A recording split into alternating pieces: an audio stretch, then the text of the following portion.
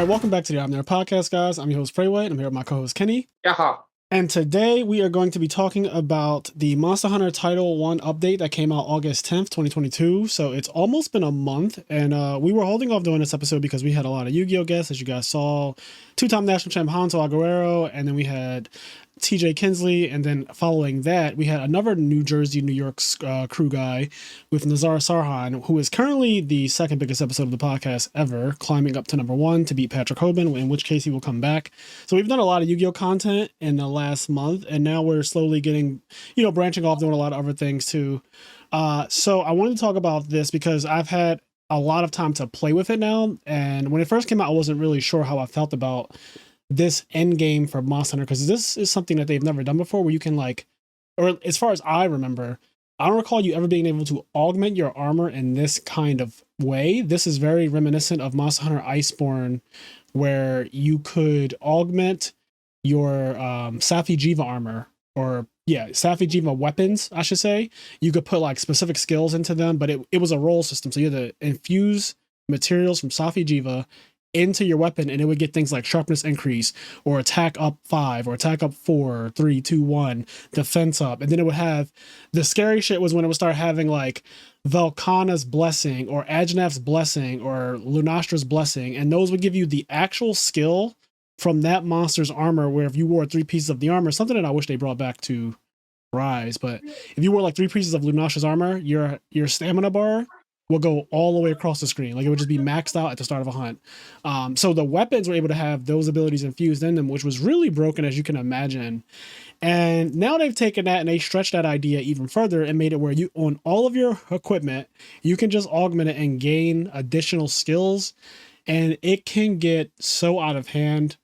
So I'm really excited about it, because now that I've had a lot of time to play with it, I actually think this is one of the better end games for Monster Hunter. Some end games fizzle out and there's not much to do. Monster Hunter World, for example, the end game was just fighting the same 4 Elder Dragons over and over and over again until you got hopefully one of the rare drops to let you augment your weapon, and that was literally the entire end game, and there was nothing else. And then Iceborne gave us the Guiding Lands, which was amazing, personally. But this, I think, is even better because it does so many things. For one, I'll just say this: in Rise and Sunbreak, I have not really played multiplayer too much. I've actually preferred to play solo for the most part in Rise and Sunbreak. And the only time I do play multiplayer is when I play with my friends, but I don't play with randoms. So I used to play with randoms a lot more often back in the day, like in the other Monster Hunter games like World, and definitely on the 3DS. But ever since Rise has come out, I've had a lot of bad experiences, as far as just, one, there's no built-in voice chat. So if you're playing with randoms, there's no communication whatsoever on the Switch. I don't have these people's discourse. I don't know who they are. So when you join a random quest, you are completely mute to those people and they can't say anything to you. So communication is lacking, which is actually a big part of Monster Hunter, in my opinion. If you're playing a greatsword, you know how it is. The monster goes to sleep, and then some asshole comes over and attacks it. I just wish that it was easier to me having to open up some kind of chat function and say hey, he's going to sleep. Because that, sometimes you can't even get to it fast enough. Let's be real. Yeah, and sometimes they're not even looking at that section of the screen. That's also true, because it's not right there in your face. Even if they do see it, they just don't care. And then, not that it matters too much, but if you can actually talk to somebody, you can call them an idiot. And then they have to deal with you hearing you, and then sometimes maybe that won't matter either. But sometimes the fact that they can get called an idiot will affect them. You know what I mean? Yes, I love calling people an idiot or a dickhead or an asshole. When they're playing, if you're just playing and you're being some people. There was this one guy, I was playing online last week. I told Kenny about this, but I'm gonna tell it on the podcast. I was playing online, and there's this ability that you can equip to your armor called Flinch Free, what makes it where you can't be friendly fired. And so I have never experienced friendly fire in this entire time playing Rise or Sunbreak, which is over 700 hours, because I'm always the person using the gun. And in our little group, I'm the only person that actually uses the gun. Well, I got to experience what it was like to be shot by the gun when you do not have that ability jammed into your armor flinch free. And when I tell you that it is one of the most frustrating things you can deal with, I got so annoyed during this one hunt that I legitimately stopped shooting, and I stared at the guy who was shooting me in the back, and I wanted to see if he was doing it on purpose. I was like, I wonder if he's gonna move his character in a way where he would be shooting me and the monster, because he was always still shooting the monster, so it was hard to prove. So I completely like backed up and started shooting, and I wanted to see if he would literally turn his reticle towards me and fire on me. He did not, but he could have also been so smart that he was like, all right, this guy's watching me now. Let me not do it. But I got shot so much and it pissed me off. And I was like, holy shit, man. Now I understand like why people keep talking about flinch free, because I never got the hype about that skill. Like I don't use it that much. I use longsword and light bowgun. Longsword cannot be flinched outside of any of its attacks. So I just live in this world where like I live in a bubble basically. Like I live in a bubble where when I do use a melee weapon, I can't be flinched because longsword is the only weapon that like it. None of its attacks can be flinched out of it, and it's a weapon that's always attacking. So it's either attacking or it's going into a stance that counters, and both of those things can't be flinched out of. So it's really really broken. And then the light bowgun, I'm the only guy usually using it in our group of friends, so I'll also never get shot. But yes, this new update encourages you to play multiplayer because they have these things called Anomaly Investigations, and it's so layered in how it works. So first off, there's levels 1 to 100 for anomaly quests, and then the anomaly quests drop different rewards that are specific to like this tree of monsters only drops scales, this tree of monsters only drops horns, this tree of monsters only drops hard bones, this tree of monsters only drops blood. So you need to do a specific set of monsters to get the materials you need. On top of that, there's this new thing called Amber Essence that allows you to augment your armor, which is the most crucial thing that you get from these hunts. And you get 3 different kinds of it. So there's regular Amber Essence, there's Amber Essence Plus, and then there's Prime Amber Essence. And they're all worth different amounts when you're augmenting your weapon or your equipment. Yeah. There's all different points related to it. So it's like 10, 20, and then I believe 40 is the highest right now. And then different armors require different amounts of Amber Essence to actually augment them. Long story short, you need a shit ton of Amber Essence in order to play the game now. And you're going to want to augment all 5 pieces of your armor from the helmet down to the legs and get 5 additional skills or more, because it can get that bad, at the cost of usually just some defense. It's so good. Like, it is such a good system, and it has made so many sets 100 times more efficient now. Like, the efficiency is out of the window. Just as an example, Teostra's helmet gives crit eye 3 and crit boost 1, with 3 and has level 1 3 slots. level 1 slots. So, especially after now that I figured out more about how things get allocated, basically, if you want to, you can get skills, you can get defense, you can get resistances, you can get slots. The way it works is it tries to fill up all of your slots, and if you have all the slots filled up, it goes back to the front and it'll try to fill that up until it hits level 4, and then over and over and over. So if you have like a 4-1-1, then if you roll a slot, it'll go to the first 1 slot and make it a 2 slot, for example. Yeah. So anyway, the point is Teostra's helmet has 3 crit eye, a crit boost, and 3 level 1 slots. So I was able to roll a crit boost on it. So it already gets an extra crit boost. So now it's 3 crit eye, 2 crit boost, and a slot. So now it's 3 crit eye, 2 crit boost, and a level 2 slot. And so it's like, it got so much better because it gained essentially 2 level 2 skills, which is like the most important skills, especially for melee weapons. And it's just insane. Yeah, I was showing Kenny this one piece of armor. I wish I could find it in our chat. It was so outrageously efficient. It's some arm, like it's Betelgeuse's arms, but I rolled like some crack on. I think I found it. I have guard up, guard, 2 agitator, 1 focus, 1 crit boost, and 2 level 2 slots on these. Kenny was like, "What the fuck?" Because those arms are fucking insane. My roll was plus crit boost plus focus, and it already has 2 level 2. It didn't lose anything. So right now, by itself, before I do anything to it, it has 6 level 2 or more efficiency skills, like 6 skills that require level 2 slots, and then 2 level 2 slots on top of that. So this is the most efficient piece of equipment that I own in the game. Like, there's nothing more efficient than this that I own. And I'm just like, this has to be a god roll, but I'm like, what the like, it's so insane. The system is so fun because everyone gets different stuff. Like, you pretty much won't see someone with the exact same rolls as you. And I also like, I didn't realize this at first, but before this came out, before this augmenting your armor thing came out, there was a huge incentive to like get a god talisman and like try to get a good meld and all this other stuff. And melding was really pretty much the end game. when Yeah. base Sunbreak. After this, though, you actually don't need God talismans anymore because of just there's only so much you can put into your armor, and then the rest of it is just going to be bullshit skills like free meal, defiance, speed sharpening, stuff like that.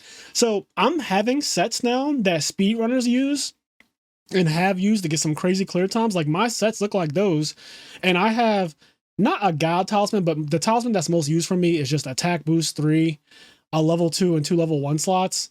That's like used in like 90% of every time I use the armor set search and put in like what I want. That is the talisman that comes up the absolute most. And then I have one other talisman that's like 2 attack boost, 2 evade extender, 2/1/1. And that one is also really good. So it trades 1 level of attack boost for 2 levels of evade extender. So I typically use one of those two. And that's pretty, and like those aren't even God talismans. Those are just actually like regular talismans, honestly, because I've gotten multiple attack boost 3. I got attack boost 3 or like a level 4 slot. I've got attack boost 3, a 2 and a 1. So I have a bunch of these like talismans. I have a crit boost, crit I 3 with a 2 and a 1. So it's not that crazy. When I look at like people who play and post their speed runs and they're playing on PC, they always have 3 attack boosts, 2 weakness exploit, 3/1/1, and like so those are God talismans when you have 2 skills on the talisman, like 2 ridiculous skills and maxed out slots. So I don't even have a God talisman, but like now I don't need it because with the 5 extra skills I get in my armor, I'm 5 reaching at minimum usually. Yes, 5 minimum. I'm reaching like everything that I could ever want in my longsword sets. The light bow gun has been pushed to all fucking hell. It is now back to being the god weapon of the game. It is so ridiculous how fast the kill times on light bow gun right now are so dumb. Like people are killing what's it called? Lucent Nargacuga in under 70 seconds. Like it's bad. It's really bad. It's so absurd just how good they've pushed. It's also because, so another thing I guess we should talk about, because I've been saying how this encourages multiplayer, this is a good in-game system, but the other thing that we should talk about is like, what actually do we get in this update, right? So we got 4 new monsters. We got gold and silver. So gold Raytheon, silver Rathalos. We got seething Bezagoose. And then we also got Lucent Nargacuga. And I actually like night 1 when the update came out. I like how it all happens. You kind of start off, you fight seething Bezagoose. He's pretty much a pushover because he has this new mechanic where he topples and he takes a ton of damage. So if you have an ice weapon, he just like folds. And I had this ice light bowgun, so he just folds real easy. But then you beat him, and then you unlock gold.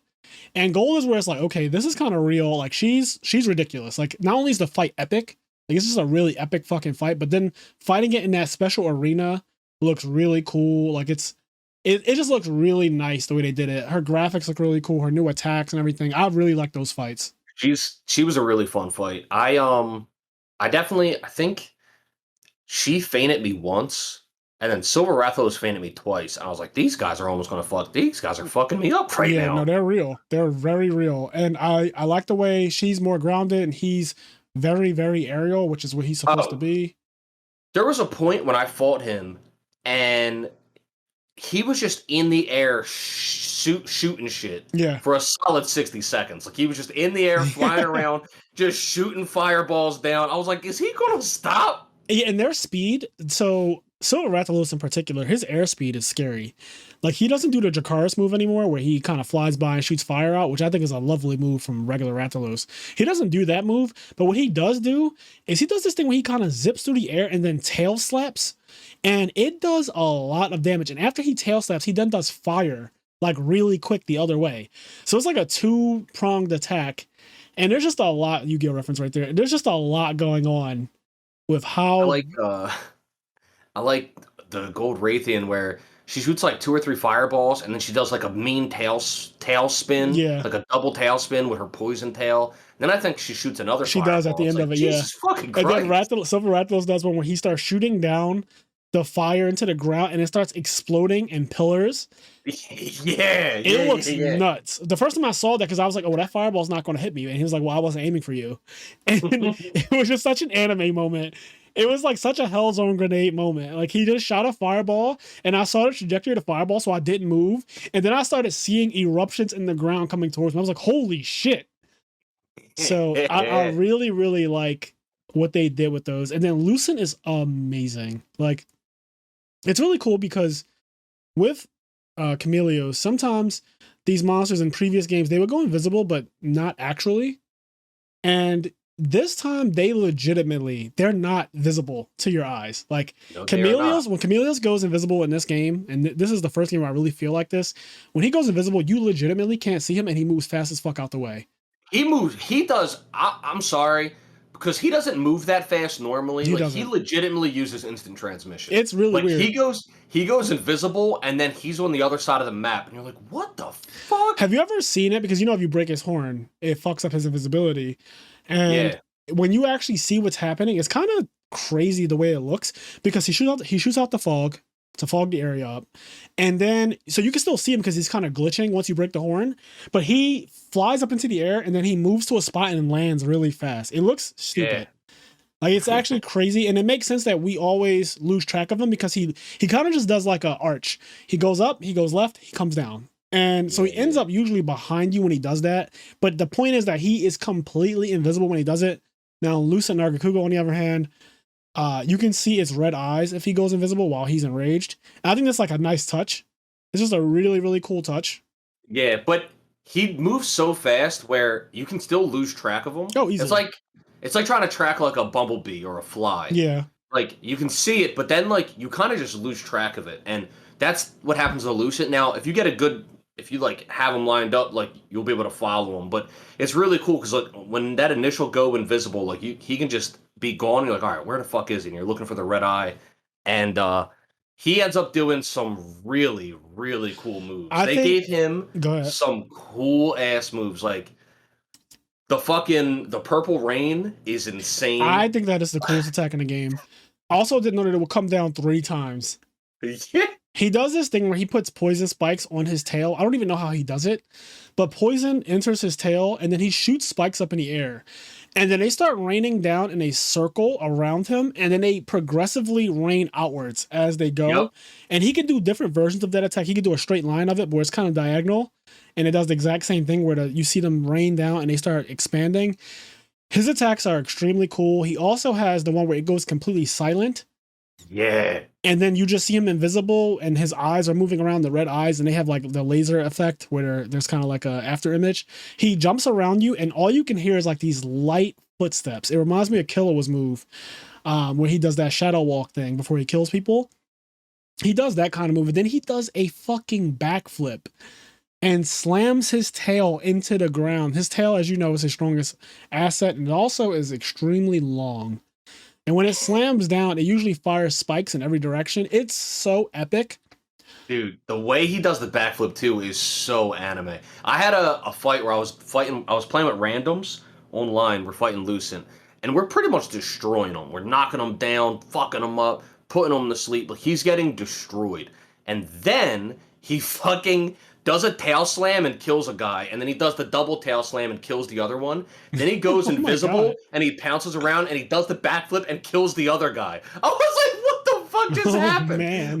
He did double like boom dead, and then he like pounces around, does a double backflip and kills the other one. I was like, what just happened? And we were murdering him the whole fight, and then he said, no, you're not, and killed 3 people in like less than 30 seconds. I mean, I love to hear it. He absolutely decided to end the quest. I love when I don't know, I just have a thing for when like quests get ended in the most ignorant of ways like that. Like that always gets me when you're winning the entire quest and out of nowhere the monster's like, all right, I've had enough. Yep. He hit me with I had enough. I was like, God damn it. Yeah, I really like all 4 of the new monsters. And I guess to get back a little bit to what we were saying about like encouraging multiplayer. So again, I used to be a recluse pretty much when it comes to this Monster Hunter game because Kenny knows and my friends know I can kill monsters really fast by myself.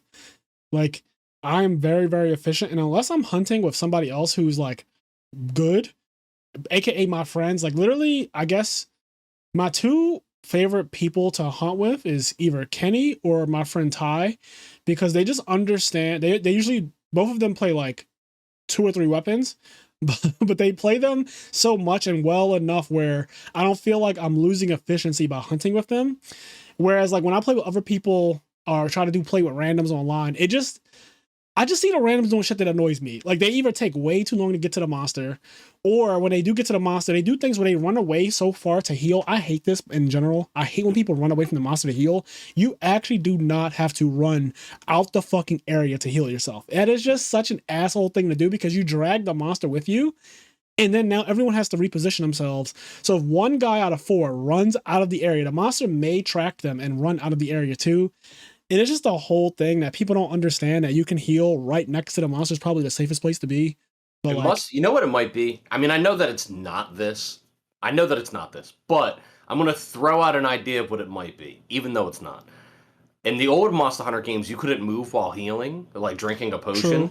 So you have to run out of the area to drink the potion, because you have to stand still and then pose afterwards. Yeah, it could be that, honestly. Like, and maybe it's like super old school players that are still used to that. If people came from one of those Monster Hunter games and jumped into Rise, Sunbreak, and didn't do World at Iceborne at all, then true, that is how they're used to healing, because that was how you healed. You would run far away and drink your mega potion, because if you did it any other place, that animation where you have to do the Superman pose or whatever would just screw you over.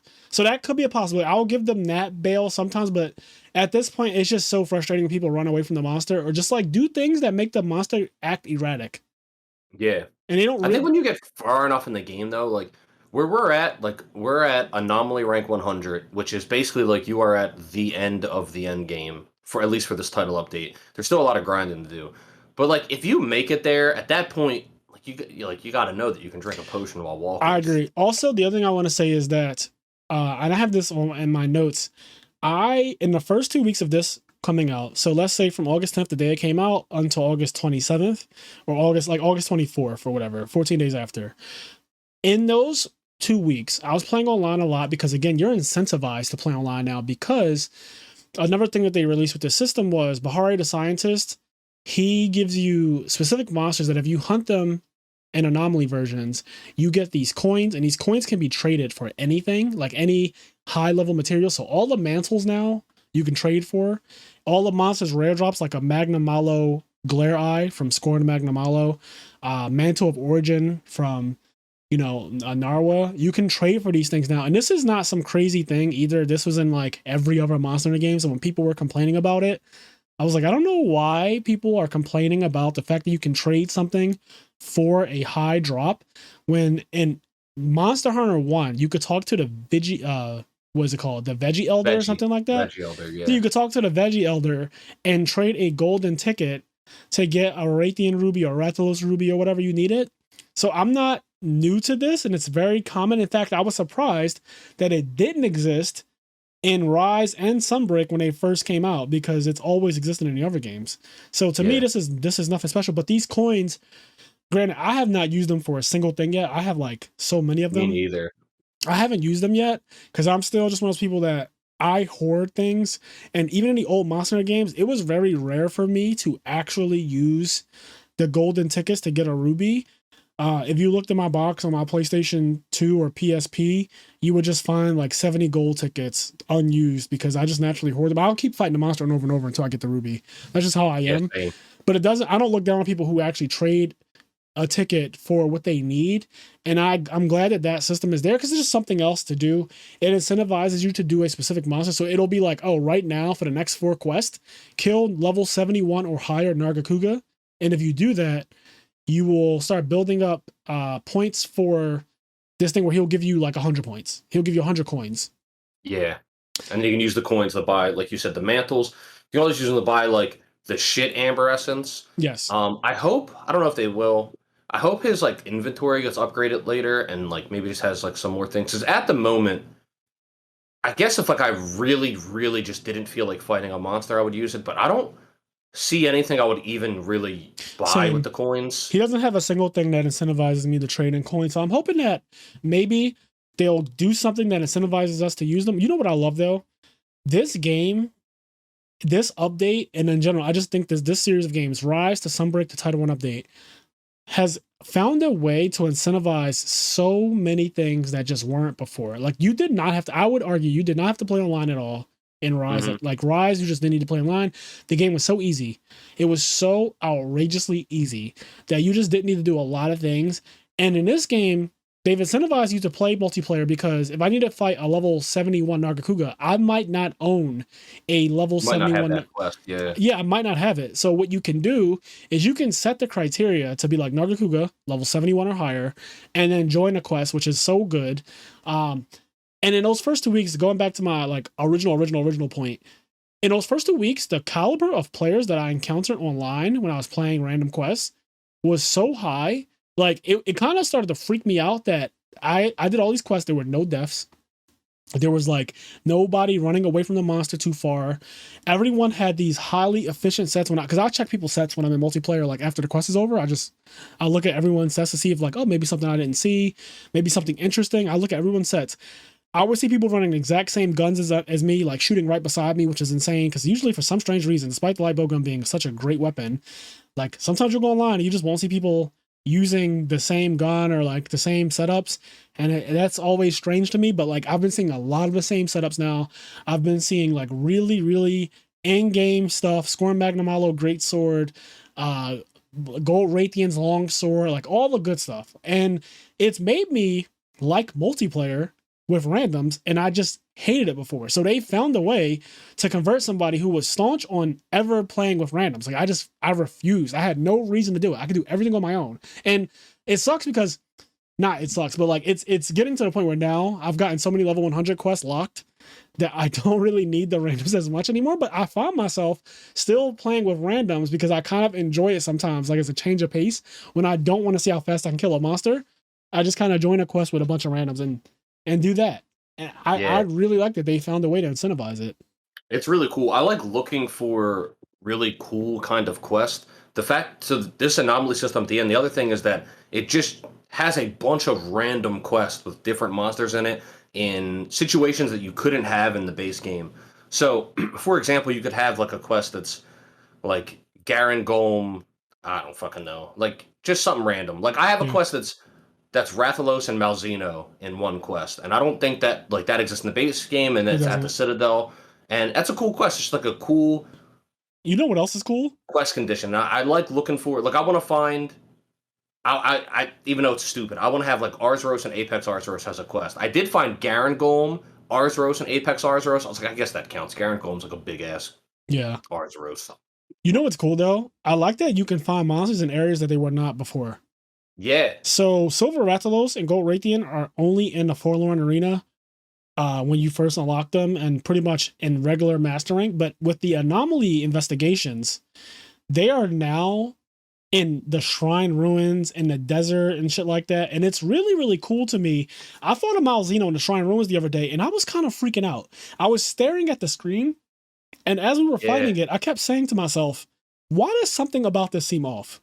Like, we ended up in that area where it's kind of like a hallway. It kind of divides the map. So if you know what I'm talking about, it's this area where there's like, I want to say houses on the side.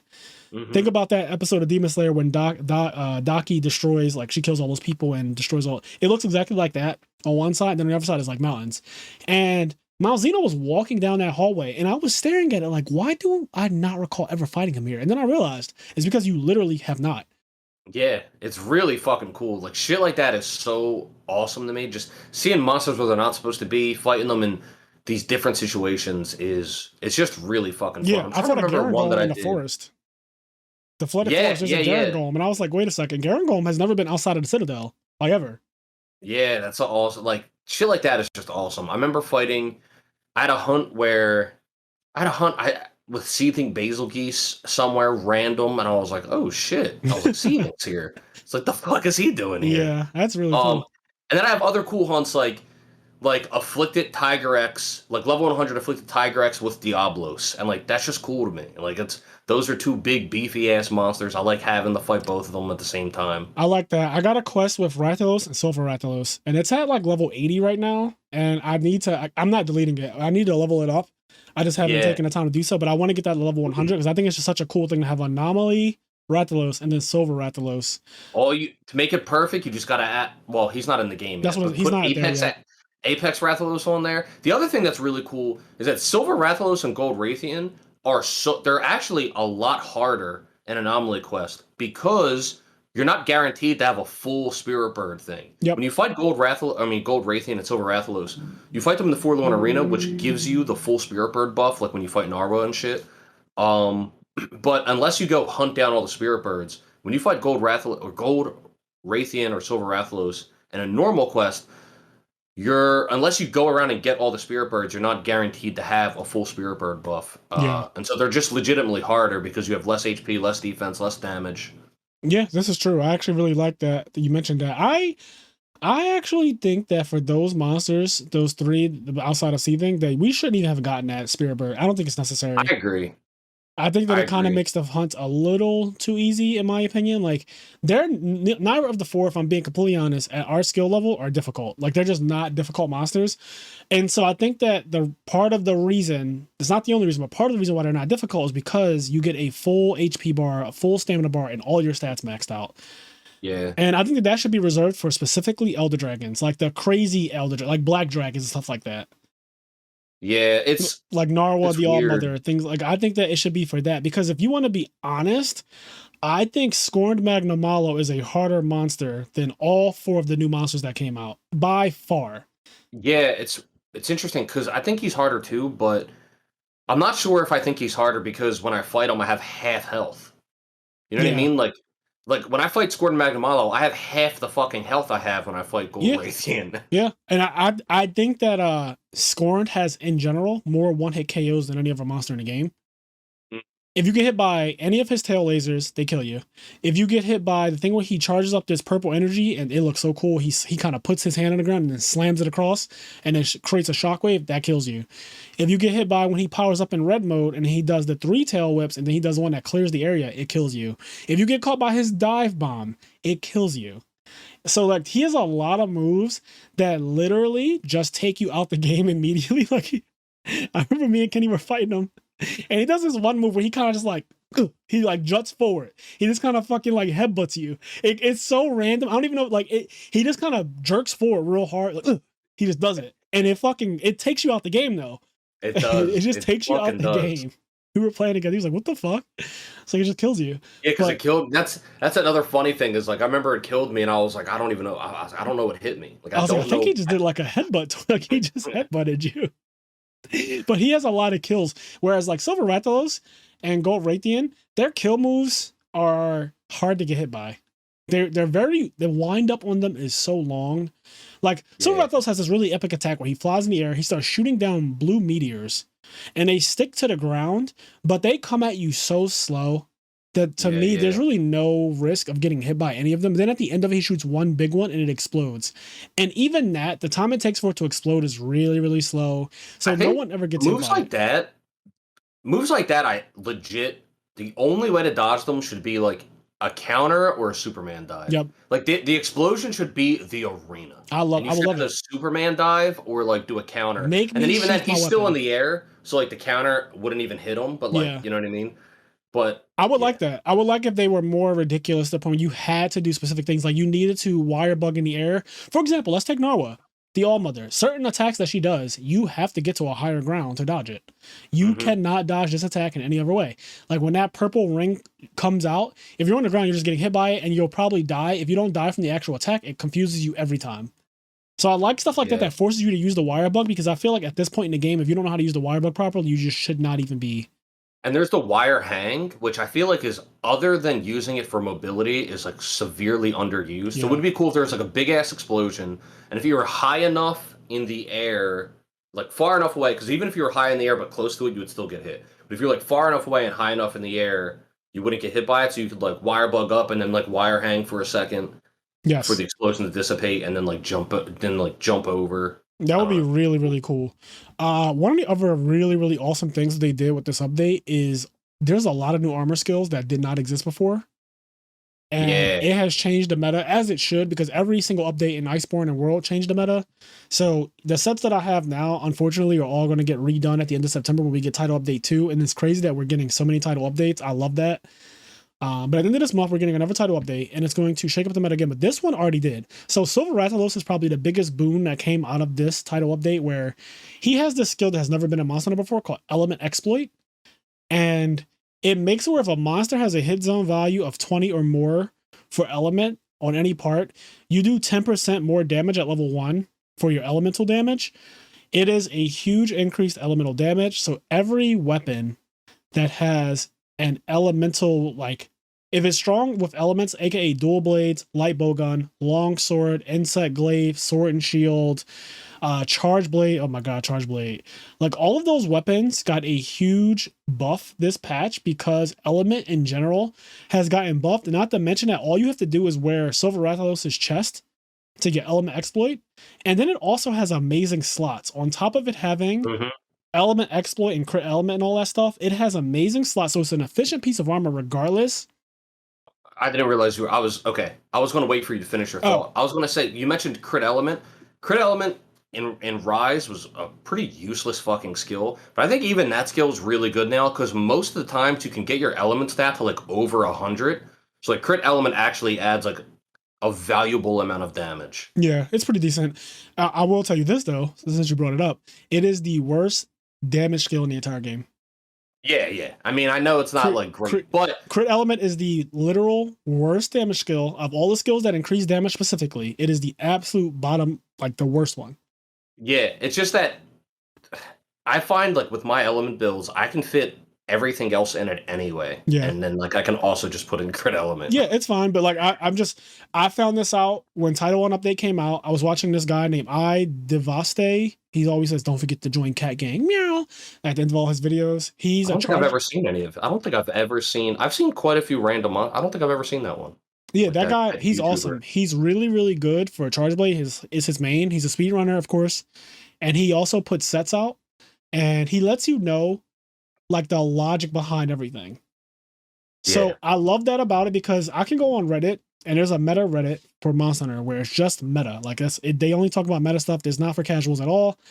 And that subreddit has a bunch of stuff on it where you can click IMNerd links that'll show you photo albums of the best sets, right? Like this is the best DPS for longsword, for greatsword, for gun lance, etc.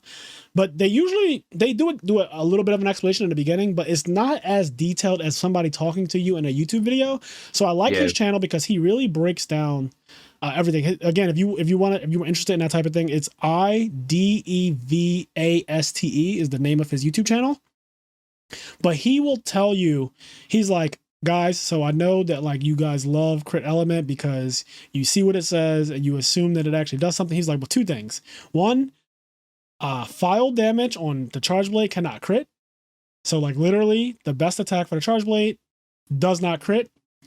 The second thing is that crit element only adds 5, 10, and 15%. But he's like, if you do the math and then also consider that it's only affecting your elemental damage, you realize that it's only giving you like sometimes one more per shot. He did a training dummy video where he showed what it actually was doing. And on one of the training dummy video, like on one of the tests that he did, it did nothing. It literally did nothing. And then at level 3, it increased his shots. At level 3, it increased his shots or his damage by 2.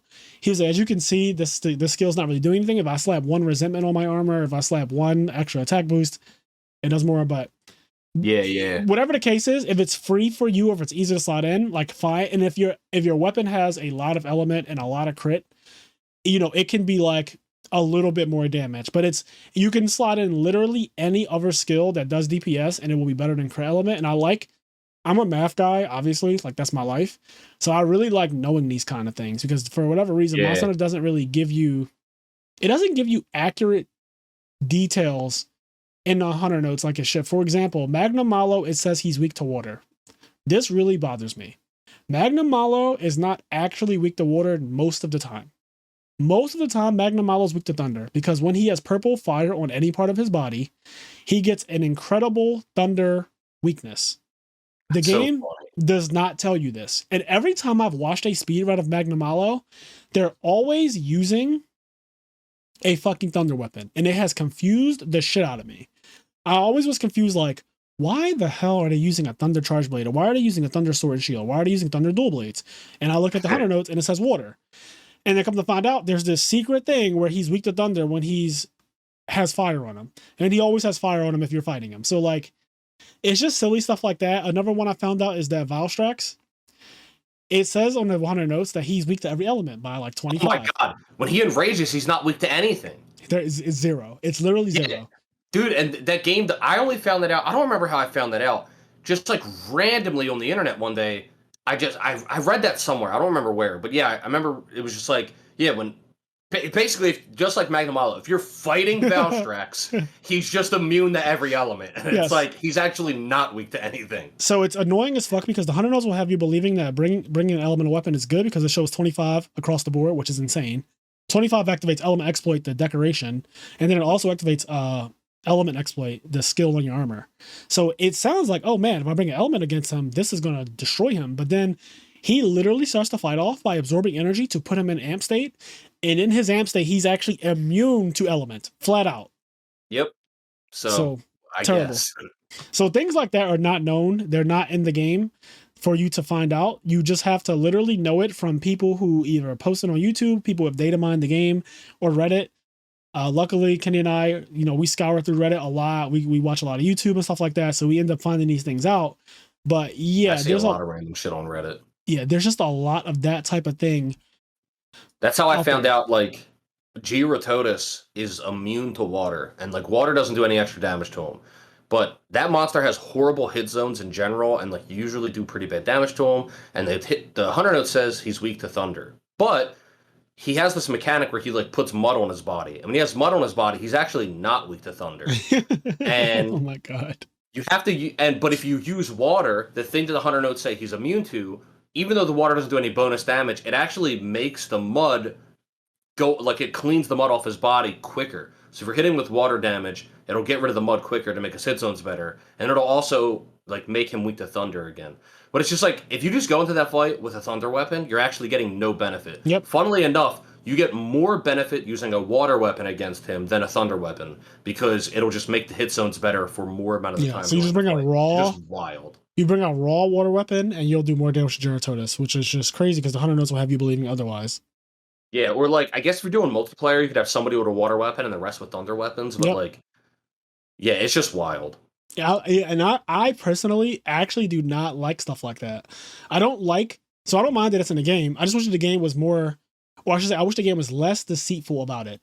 Yeah. It's a cool mechanic. I just wish in game there was a more obvious way for me to learn about that. Like, even if it was like some mechanic where it was like research level, and it's like every time you fight this monster, you gain more information on it, and like it's the 100 notes fill in more and more, and you gain. So like after you fight 15 Georototus, it's like a completed thing, and like all the ins and outs and secrets of the monster and shit. Like, I don't know, something like that'd be cool. Yeah, I really like that. So we were talking about element exploit as being like the new thing that really, I guess, broke the meta, right? It really buffed all the elemental weapons. They've gotten way more efficient. The light bowgun, the amount of damage on the shot. So before this patch, the light bowgun with dereliction sets was already dealing 100 per shot for monsters that had a 25 hit zone or higher, which is pretty much every monster in the game. Only a very few monsters have a non-25 elemental hit zone. So it was already doing 100, and now on certain quests, like I was fighting Nargacuga right before this. I was fighting Nargacuga, he's weak to thunder, and he's actually weak to thunder. There's no bullshit about it. He's actually weak to thunder. And if you hit his cut wings, his cut wings have, I think, a 30 hit zone to elemental. So you use thunder against his cut wings, and not only when you break them does he always fall, like him and Tigrex always topple when you break them. So you get multiple topples throughout the fight, but they also take a shit ton of damage. I'm talking about 186 per shot. And if you know how fast the light bowgun fires rapid fire thunder ammo, it's 3 shots at a time. Put, put, put, put, put, put, put, put, put. That's what Kenny always says when he hears me shooting. And it's like I'm playing with Frazier, and I'm just playing, and he's behind. And thank God I flinch free on that way. I'm not gonna flinch, and because otherwise I'd be like, yeah, the whole time. But I have flinch free on, and I'm fighting, and I'm like swinging my sword, and I just hear like dut dut dut dut dut dut. And so I just end up saying it out loud while we're hunting, and he tells me to shut the fuck up. When I'm shooting the wings, it's doing 186 per tick, which is so much. What's funny about that is that it's also white damage. It's a rant.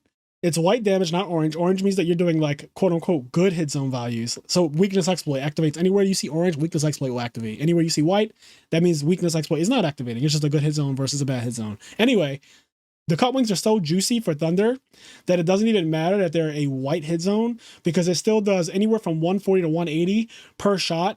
And 180 times 3 is 540, which is so much damage every time I press R2. Like, it's so much fucking damage. Granted, I'm also dying the entire fight.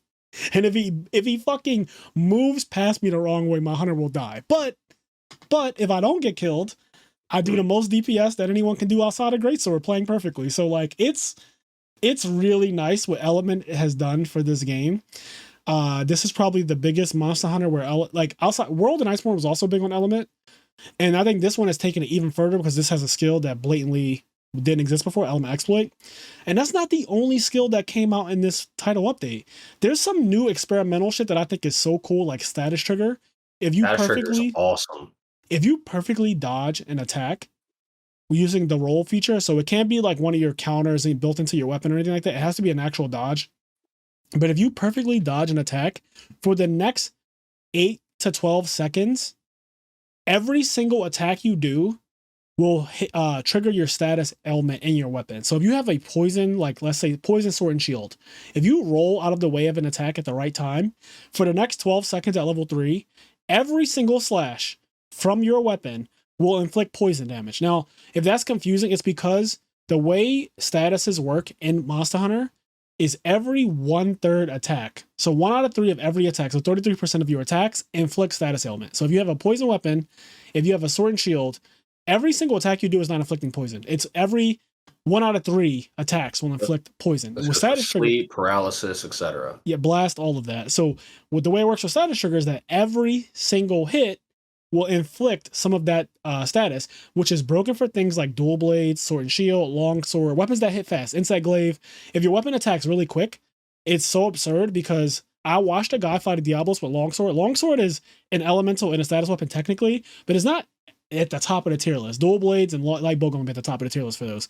I watched a guy use a paralysis longsword. There's only one in the game. There's a paralysis longsword, and he uses it against Diablos, who's really, really weak to paralysis. He's that way in every single game.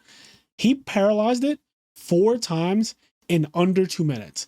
Now, I don't know if you guys have realized in Monster Hunter Rise and Sunbreak, but monsters don't get inflicted or afflicted by status ailments that often anymore in these games. They definitely have toned it down from prior games because typically when I bring a paralysis weapon, a monster might get paralyzed like twice at most. At absolute most twice. Like yes. You never see it a third time. Yes. So for him to do it 4 times in under 2 minutes was fucking insane. Like that was insane. And granted, the only thing that's annoying to me though is that the thresholds for statuses go up in multiplayer by a good amount. And so these skills not only are harder to proc, like status trigger and adrenaline rush, we'll talk about that in a second. These skills get harder to proc because the monster's not always targeting you, which means it's harder to get a perfect dodge. But the threshold for inflicting them with the status goes up because you're playing with multiple people. So the skills get worse over time, which means these skills technically incentivize single player. I don't know if that was like their intention, but I'm just saying from a mathematical standpoint, I always think about incentives. They go up or down depending on the math. That's just how it works. Like if you tell me that something is easier to do in single player, you're incentivizing me to play single player. If you're telling me something is easier to do in multiplayer, you're incentivizing multiplayer. And it's completely mathematical. So it's harder to trigger statuses when you're playing with 4 people. So status trigger gets like worse when you're doing that. But when you're playing by yourself, or if you're just playing with one other person, it's not that bad. Yeah. I had a hunt. I think I told you about this. I had a hunt. It was just me and one other person. And he was using paralysis dual blades. And that monster, like to the point where he knew when the monster was going to get paralyzed. He was like, we were fighting. The monster got paralyzed like twice pretty quickly. And then we were fighting. And then he was like, all right. He was like doing a hit. He was like, I think on the next, I'm going to get another paralyzed, like the next opening I get. And then like got it. And I think we got 4 paralyses, however we say that fucking word, plural, in the hunt, which is crazy because like paralysis, he's obviously smacking them, and then I'm a greatsword, so I'm just like getting all these free true charge slashes. It was fucking awesome how many times paralysis happened. Like I couldn't believe it. He was just like going absolutely ham on the monster. So I think I want to try for like specifically when me and Kenny play. I'll probably build a sleep longsword build that uses status trigger Oh my god. and has the sleep element, and it'll literally be because Kenny basically always uses greatsword. So like, greatsword has the strongest wake up attack in the game. That has the strongest attack in the game, and then the strongest wake up attack in the game that does anywhere from 4 to 8,000. And it would be really cool to have a monster just get slept on multiple times throughout the hunt. Imagine sleeping the monster like 5 times. That can just be literally 40k. At like low end 5,000 per wake up can literally be 40,000 damage, like 5k Yeah. each or whatever. Whatever it works out to 20k. Yeah, it's actually 20k. That would be really fun. I want to try that. That'd be so fun. Yeah, Just it'd be fucking ruin awesome. the monster. It'd be really, really awesome, and I think it's completely viable with 2 people because the sleep threshold wouldn't go up that much because of one other person. And then if, also like, have especially if you sleep dogs. I was about to say that the sleep dogs would also incentivize it too and make it even better, and that could be like a whole like form of speed running basically because the longsword is still a raw dominant weapon. At the end of the day, like raw is still more important for the longsword than it is for its element. It's just that longsword attacks so fast that element does mean something, but raw is still king, and because of that, like if your every weapon has kick of Sakura Slash, is that all element? Like, I think Sakura Slash. I don't want to say the wrong thing, but I think Sakura Slash does no element or status. or, I yeah, think yeah. because the only reason I think that is because specifically Helmbreaker is completely raw. Helmbreaker does no element or no status at all. So I kind of feel like the same rule applies for Sakura Slash, but it could be that it does element and status. I would be surprised about that. But I'm going to say right now on a record that it just does not do element or status because that would be insane because Sakura Slash hits a lot of times. The only thing about Sakura Slash is kind of annoying though is, and I turned off my mounting when you have your weapon out, but Sakura Slash will make you mount the monster after you do it, and it's attacking a monster, tick of damage. I'll be running away to try to get away from it, and then my character will turn around and just fucking rope the monster and mount it because technically I'm attacking it. Yeah, so that's kind of one of the annoying things, but that's just an aside there. Also, Kenny and our whole group of friends, we all are completely off the whole mounting thing. That shit has worn thin. Like the novelty, so much. The novelty of that has completely worn thin. I was playing with some people and I was basically talking about like we were just in a hunt and a lot of mounts were happening, and I was just like, I could feel I was being toxic, but like I don't care. It's like I'm so fucking over this fucking mechanic, and I'm just like bitching it. And the one guy's like, just like, oh no, you're like, I think it's pretty cool, and he was like, it's like a fun, and I was just like, I wanted so bad to call him something that I can't say, but I just wanted to be mean to him. I was just like, oh my god, like it's just like. It breaks up the pace of like I'm having fun playing the game. Like I don't want to ride your fucking monster. I don't care. You know what's so weird? I've played almost every monster in the game, and I literally forgot what it was like to not jump on top of the monster and literally ride it. Because, okay, here's what I mean when I say it's weird. I have started to retrain my brain, I guess, to believe that this has been part of the game for a long time and it just hasn't. This is a Rise exclusive thing. Like mounting a monster and riding it, literally moving it out the area, attacking another monster like you're doing a kaiju battle. That shit is new. And in my head, it has existed for a while, and that's just not true. Yeah, I don't like it at all. I think I would be okay with it if I don't want it in the game at all, but whatever, it's in the game.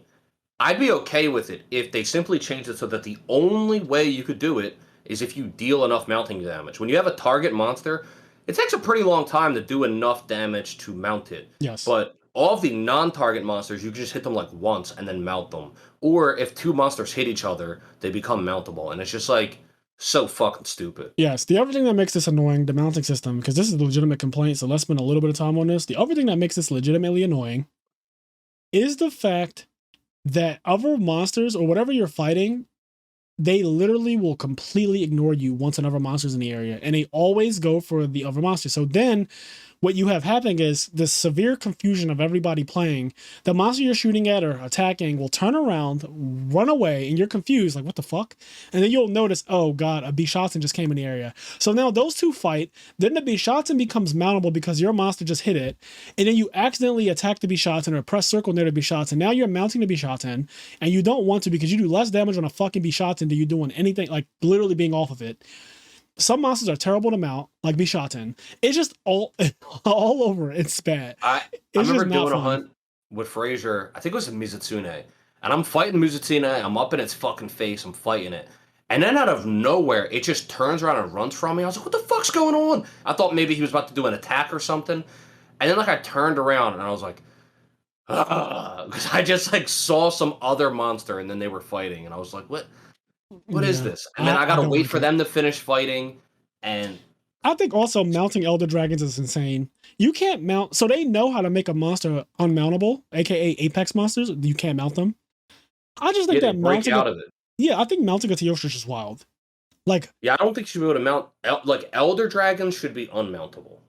Yeah, like that just seems insane to me that I can mount fucking Teostra, like a monster that can create an aura so hot that you start losing HP by being near it. Yeah, just ridiculous. Silly. So I don't care for the mount system anymore. I really wish that you could find it. Like I wish you could turn it off. I kind of have because I can only mount monsters if I have my weapon sheath. And so today I was hunting and literally I have not mounted a single thing all day, and I feel so good about that. Yeah, I'm the same way. That was like one of the first things I turned off because I was over mounting in base rise. So for Kenny specifically, a player who uses the greatsword, it is like literally against your best interest to mount a monster. When they go into that mount animation and they're literally doing nothing, it's basically free DPS. He can do a full true charge slash on the monster, including the first and second hit. Free. And if you have on mounting, then what happens is when you do the first hit, which is the best part of it because it gives you extra damage, it'll just make you automatically mount, which is so goddamn frustrating, man. It is so frustrating when that happens. It's infuriating. Like, I just don't ever want that to happen. Like, I want a true charge. Like, so here's the thing. And because I don't want to just sound like I'm bitching about this game mechanic. At the end of the day, right? Why do you play Monster Hunter, right? And like, why do you like people play and they end up identifying with a weapon? I think I have over 2,000 hunts with Greatsword. I play that weapon a lot. I identify with the weapon. I play Monster Hunter a lot. It's really fun. And so when you play this game, you end up identifying with the weapon, really enjoying playing a weapon with the 13 or 14 different weapons and different play styles, right? Yes. You get really into a weapon, right? So if I'm playing Greatsword, I actually saw a Reddit comment that described it pretty well. Somebody was like, why do you play Greatsword? And the comment was like, we don't want to play Greatsword. We simply landed a true charge slash once, and we keep chasing the high. So we always want to just land we just want to land another one. We go into every hunt saying like, I just want to land one more true charge slash. And like that is so funny. And it's like so true. So anyway, my point is like, I want to play Greatsword. I don't want to play Rathalos. Like I didn't buy this game to beat Rathalos. I'd like, that's not what I'm interested in. And it takes like a long time, like the whole 60 seconds, sometimes more of breaking up the hunt. It just really bogs it down. And then like the monsters act so erratic and stupid. And I don't like it. It's just like, I want to fight the monster. Yeah, I agree with you. I agree with everything you just said. I literally feel like mounting breaks up the hunt and not in a go way. It was awesome when you were just getting all these shiny materials from it. And it was a nice way to get a lot of materials. Then they introduced the gold wire bug, which when I was first playing Sunbreak, I was like, okay, I get 10 materials every single hunt. It got to a point where now I just have so many materials that I'll never go through.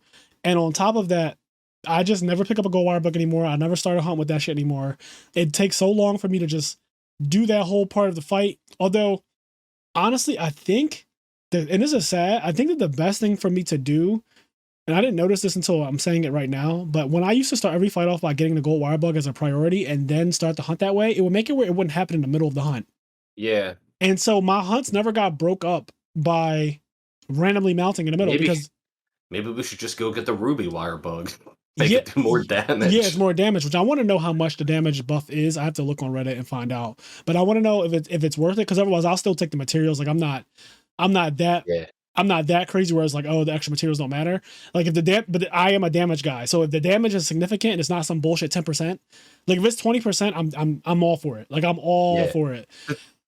The thing is too is like you said way earlier, melding for a perfect god talisman's not as important. I have some pretty good talismans, and I still meld every now and Me then. too. I still But I want to meld. be honest, I don't meld that often anymore. Like Yeah. I'll go 20 hunts without even I putting in think melds. me and you have both gotten talismans that are good enough to make every set we could ever want.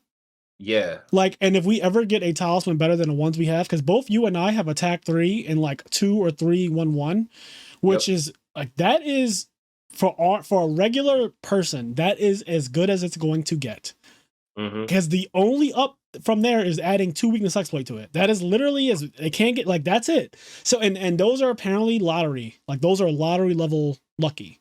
So Yeah. in reality, we'll never get it in our entire time playing the game, and I'm content with that. I'm completely Yeah. content with that. Yeah, I'm not worried about. I have another one. The ones I use the most is attack up 3 and 3-1-1, and then the other one is it's quick sheath 3, 2 levels of free meal for fun, and a level 4 4 slot. slot. Yeah, that one's pretty good Uh, too.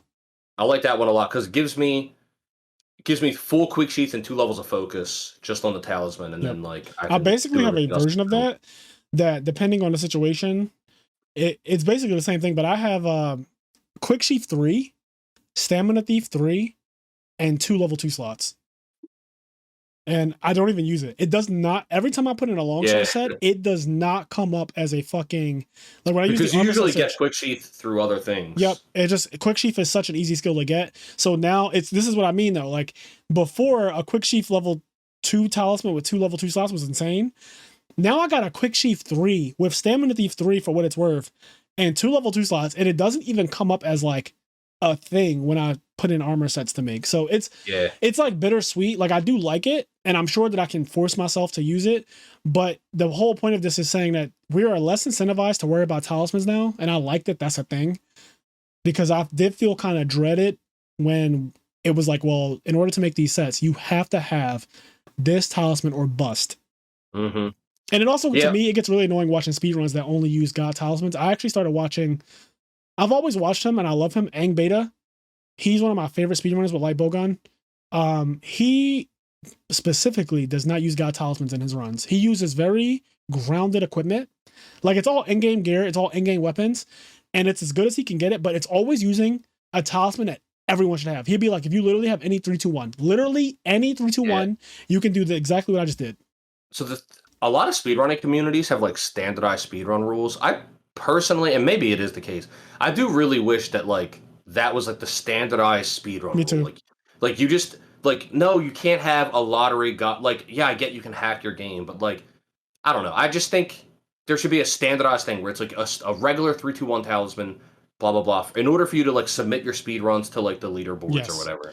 I would agree with that. I do not like that it has gotten, so the community has been divided since the new augment system has come out because technically, some of the Rathalos armor has shit like 3 wind res or 3 fire attack, right? The chest, for example, of Silver Rathalos has 3 fire attack and element exploit and a bunch of good slots.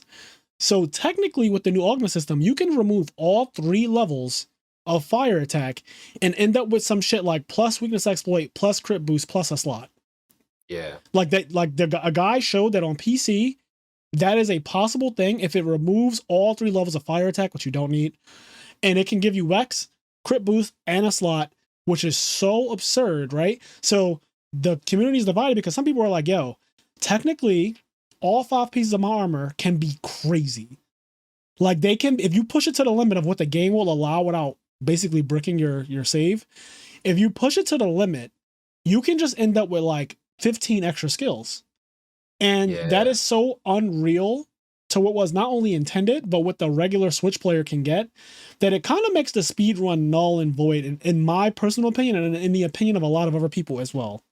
Yeah, it's just not only is it so not realistic, like I think it's corny on like multiple ways. On one end, like if if you just hack all your equipment, there's no incentive to play the game, right? Like you play the game to get better equipment, and then like, but then if you're just strictly your only concern is like how fun it is to speed run, then and you don't care and like you just hack all the best equipment. But then I don't know, it just feels Well, disingenuous. I I don't was gonna like it. say one thing. So I agree with you in a way, but I will say that some people's only fun in the game is speedrunning, right? Yeah, and And that's that's fun. People fair. play Mario 64 only to speedrun it, and I get Yeah, that. yeah, Like they and that's fair. that's 100% star run. I see that shit come up on my YouTube all the time as a suggestion. I never watched them really, but it'll be like 100% all the stars, speed run Mario 64 played in 2022. And they have to show their controller because people cheat. They have to show like, finger cam and everything. But some people's only fun is that. And I get that. So I don't want to completely exclude those people. However, I do get what Kenny's saying. And I agree with what Kenny's saying. If you do hack all your equipment, the game is kind of not really fun. It's kind of pointless. Yeah, like because you can just make it so efficient to the point where like you can efficient all the difficulty out of the game. Like it's just kind of Bro, nonsense. Like Defiance 5, Defense Boost 7, but also every DPS skill in the game. yeah, so it's like you can just efficient all the difficulty out of the game. And then it's like, what does the speed run mean, right? The Super Mario 64 speed run is really cool because there's no way to efficient like everything you do is still hard. So I think it'd be interesting if those speed runs were still using realistic armor, Yeah. like how we were saying, every piece of armor having 1 to 2 extra skills is like realistic. You can really easily get that. Yes. Everything past that is like playing the lottery, and Yeah, every single piece of my armor has an extra skill. Every single one. Like all of my sets, if you go through all 5, if you were to go to player list, look at status, and then see all of my armor, all 5 pieces have at least one extra skill because I just wouldn't settle for less. And what I yeah, really do like about this, on the contrary, is that while yes, the PC community can like max their shit out and make it really stupid, but for our Switch players, we can't do that, and it makes it where our sets are so individualistic. And this is yeah, something that Monster Hunter Rise has been pushing already with Switch skills. So there's always a correct way to play every weapon, technically from a DPS standpoint. There's also I don't give a fuck about DPS or how you guys tell me to play it. I can play this weapon however I want to play it. For example, there was a night where Kenny was streaming. We were playing Monster Hunter together. And me and Kenny were both using hammer. And I was like, man, I feel like all I ever want to do with the hammer is use spinning bludgeon over and over again. And I said, even though it's probably not optimal to do that. And Kenny laughed and was like, fuck that. That is optimal. And like the whole point of it was he's basically saying it's so fun to do that move because it not only does it look cool, it also does a lot of damage, but it looks really cool. Here's the thing. At the time I said this, mind you, this was this year. At the time I said that, I had no idea what optimal hammer was because the hammer's not my main. It's one of my favorite weapons now, but it's not my main weapon. So I have no idea how to play optimally. I do now, and it kind of annoys me. Like now that I know what the optimal way to play hammer is, it's so stupid. The optimal way to play hammer is literally spam impact crater every chance you get. That is optimal hammer.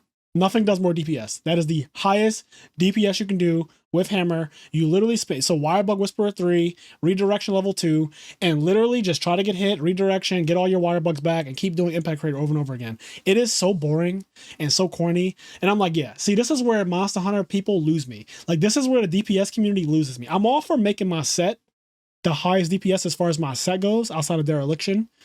Yeah. But I'm not for making my playstyle condensed to literally doing one thing over and over again until the monster dies, because there's so many options, dude. I had I had the same thing with greatsword like in terms of doing the most damage. There's one way to play greatsword. Yep. And like that's really cool, and I like doing that one way sometimes. However, the way I build my sets is like on my 2 scrolls I have on my 1 scroll I have Surge Slash, which is like basically make it so greatsword can do somewhat fast combos. It's not dual blades, but somewhat fast combos.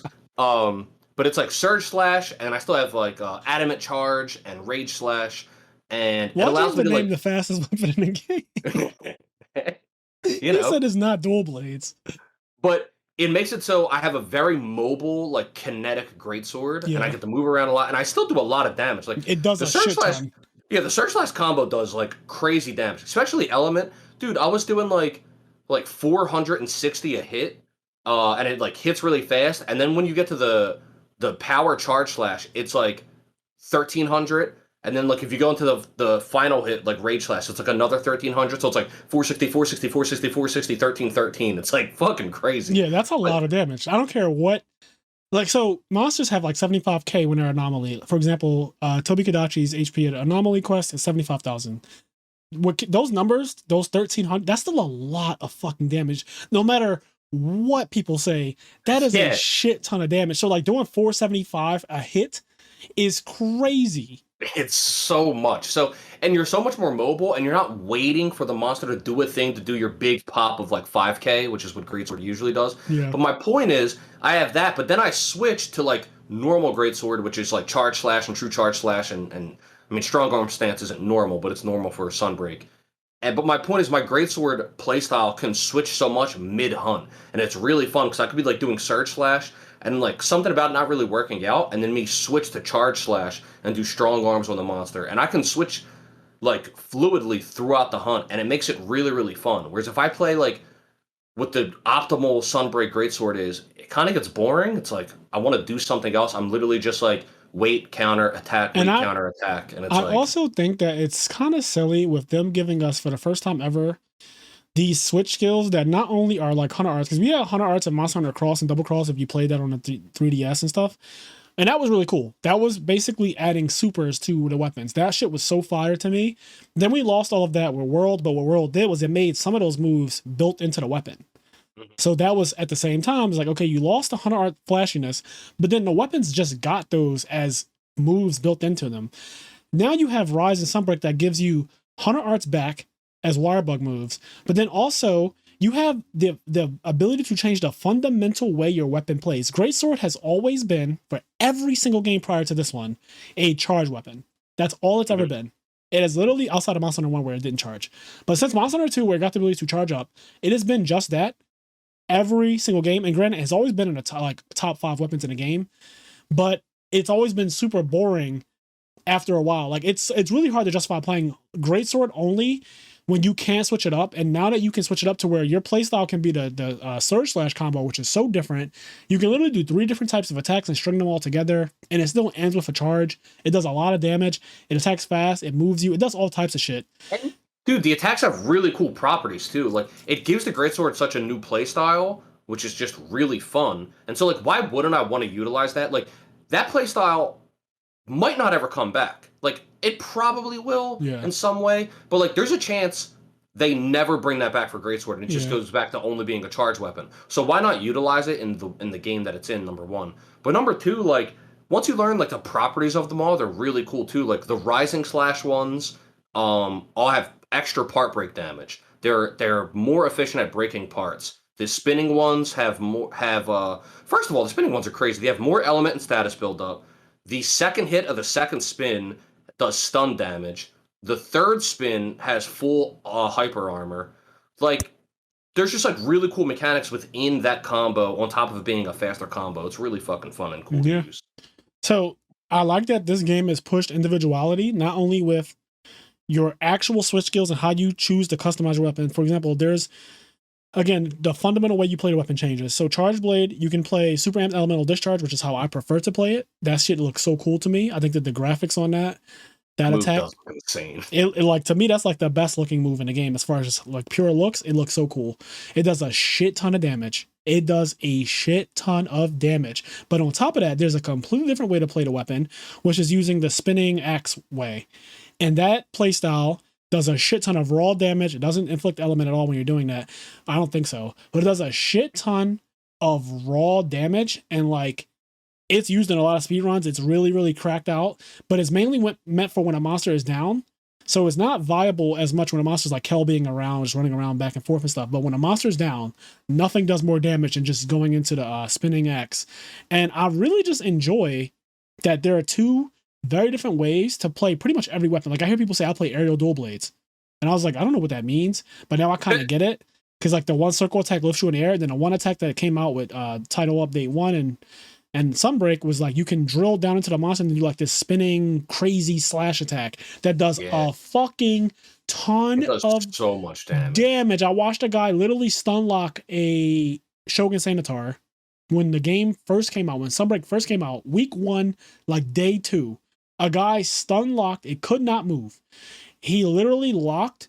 It's a speed run. It's actually posted by Rex Gaming because they were doing these reviews of speed runs. They like had videos where they would just have people submit speed runs and they would watch them together and just react. And a guy submitted one where he's using Thunder Dual Blades. As you know, Shogun Sanatar, both the crabs are severely weak to Thunder. And the monster could not move. It just kept getting destroyed by that attack. And then I saw the same exact thing with Greatsword of all things, using Kizu's. Kizu has a Greatsword, and it's like, you know, before this update and stuff, it wasn't really viable before Surge Slash combo. But now the Shogun Sanatar can't move. Like a regular Shogun Sanatar in solo from a Greatsword, it cannot move if the Greatsword player chooses to keep using the triangle attack over and over again. Like if you just keep using it over and over again and stay right on the head, it literally cannot move. Awesome. And then Blue Blades, they got this in regular Rise. I don't know if it's in other games, but they have the Levi attack where they're like, it always had it, but you needed to slide. Dude, that move is so sick. You need it specifically to slide or jump off a ledge to do it. So you had it, but it wasn't as easy as you could do. Like now you just do it at will.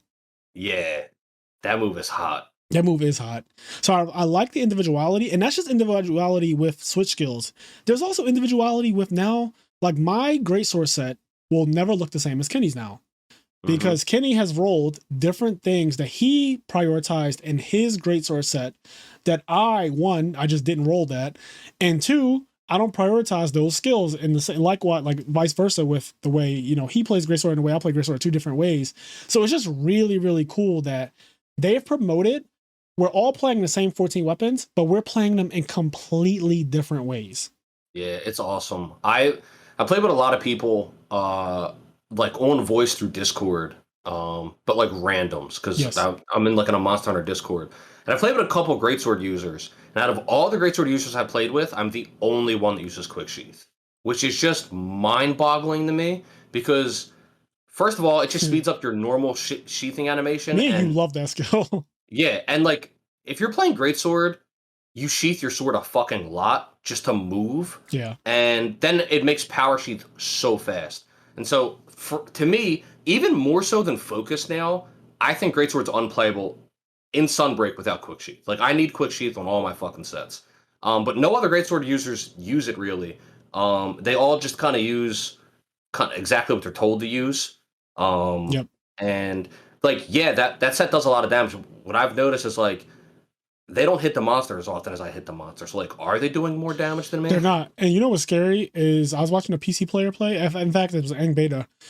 He was playing. He hosted a lobby on Twitch.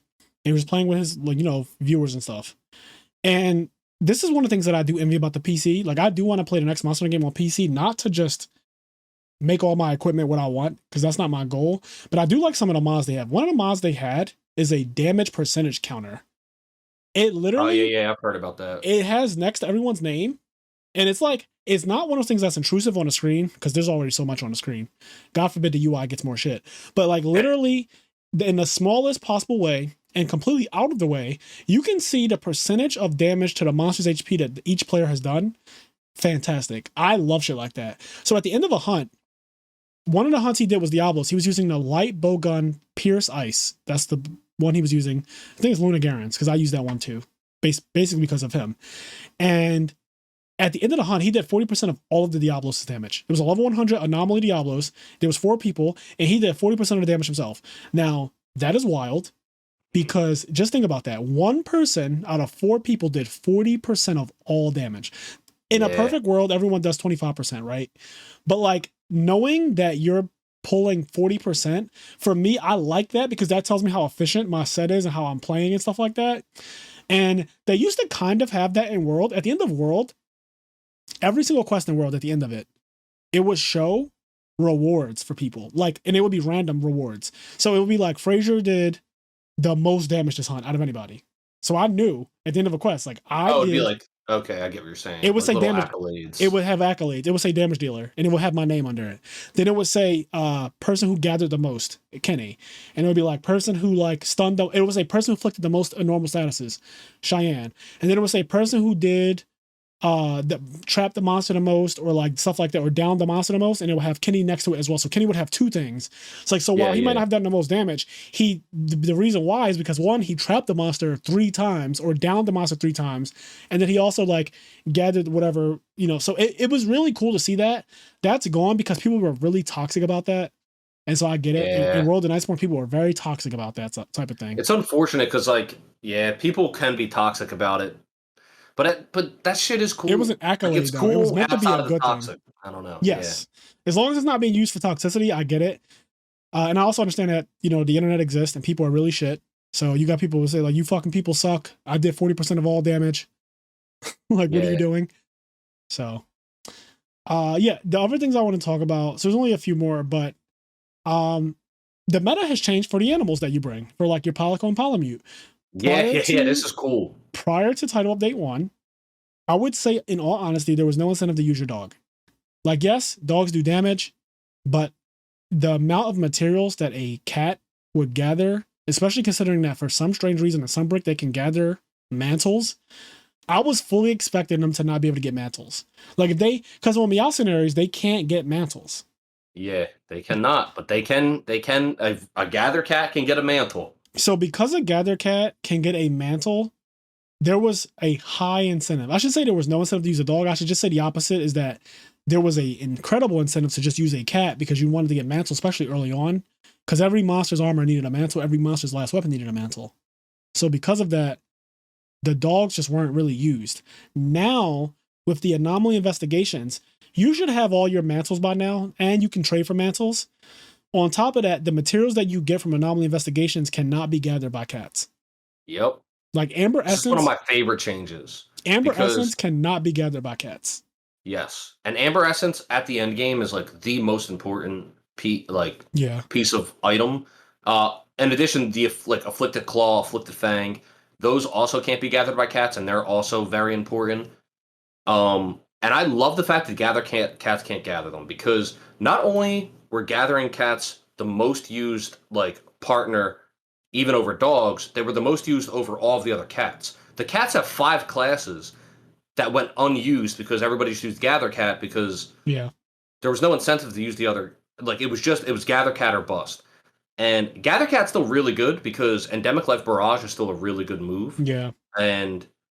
But in the end game, because them stealing items isn't as important, because at that point in the game, you're kind of good on materials, and the materials that you want the Gather Cats can't get.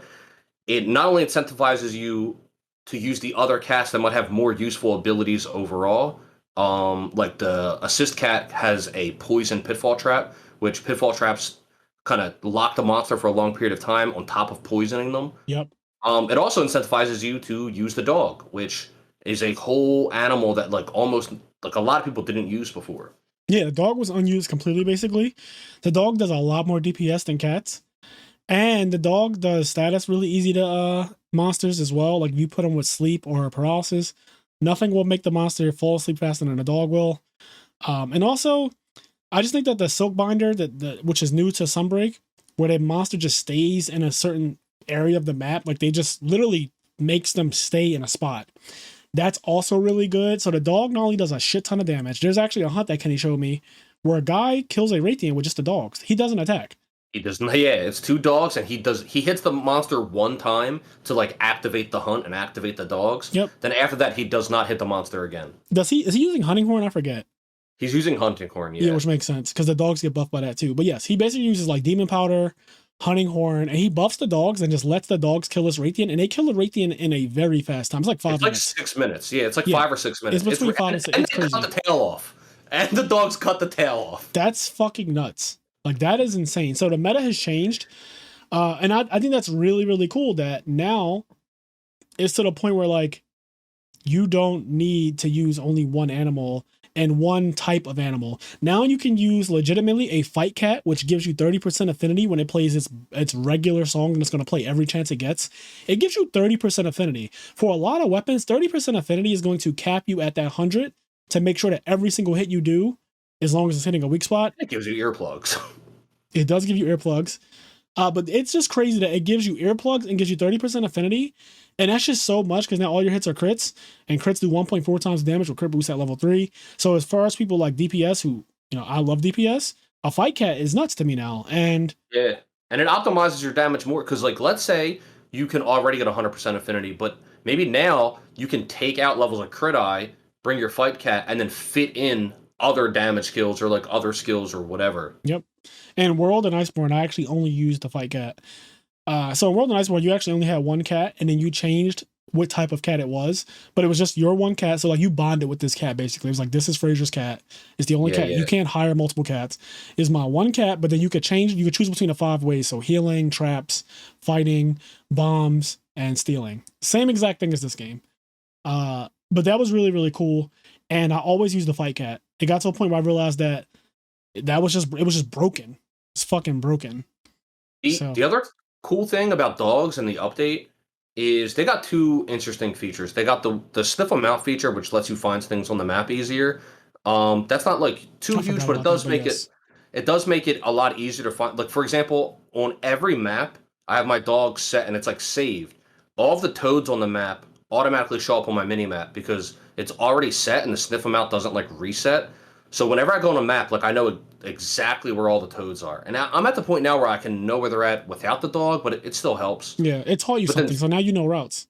yeah, but secondly, it has the extra item pouch. Basically, you have a limited amount of item space in your bag that you can bring. And then as you pick up items, you can run out of space, carving the monster, whatever.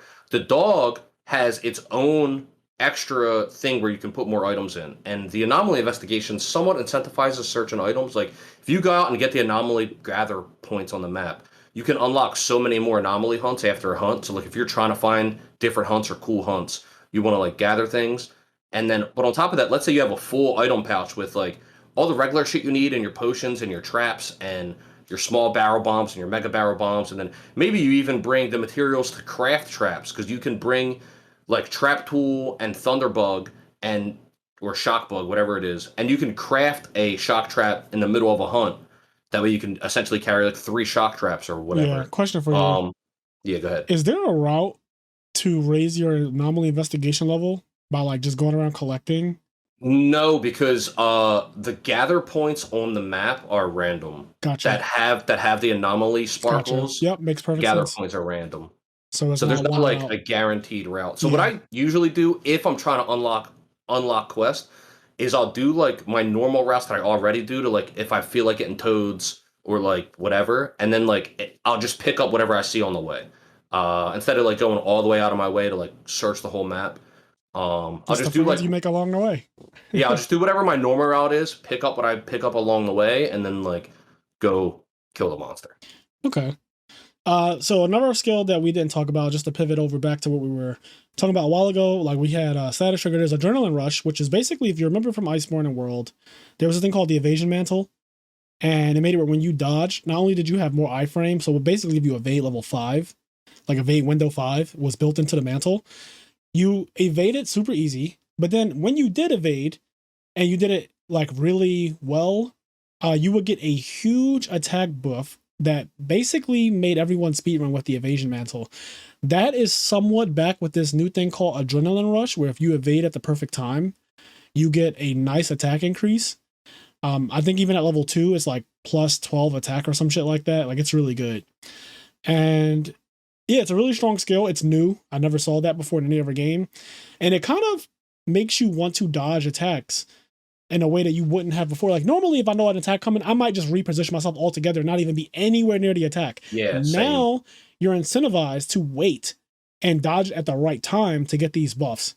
So I like that these are new play. Again, this is actually changing your play style, and I like that.